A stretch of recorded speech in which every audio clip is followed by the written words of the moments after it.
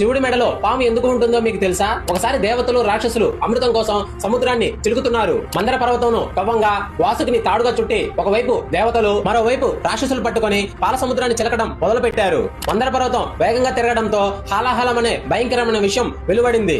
ఆ విషయం ఎంత భయంకరమైనది అంటే మొత్తం విశ్వాన్ని నాశనం చేయగలదు. ఆ విషయం భూమిని సమస్త జీవరాశిని నాశనం చేయడం ప్రారంభించింది. దాని దాటికి తట్టుకోలేక దేవతలు రాక్షసులు భయంతో పరుగులు పెట్టారు. అప్పుడు ఆ పరిస్థితిని చూసి దేవతలు రాక్షసులు భయంతో శివుడిని ప్రార్థించారు. సమస్త లోకాలను కాపాడడానికి శివుడు ఆ హాలాహలాన్ని తాగడానికి సిద్ధమయ్యాడు. ఆ విషయాన్ని తాగి శివుడు తన గొంతులో పట్టి ఉంచుకున్నాడు.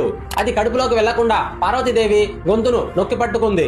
ఆ విష ప్రభావం వల్ల శివుడి గొంతు నీలంగా మారింది. అప్పటి నుండి శివుడిని నీలకంఠుడు అని పిలుస్తారు. ఆ సమయంలో వాసుకి తాను అనుకోకుండా విషం బయటకు రావడానికి కారణమయ్యానని బాధపడి శివుడి వద్దకు వెళ్లి క్షమించమని వేడుకుంది. వాసుకి భక్తికి మరియు ధైర్యానికి శివుడు సంతోషించి విషాన్ని జయించిన తన మహిమకు ప్రతీకగా వాసుకిని తన మెడలో ఆభరణంగా ధరించాడు.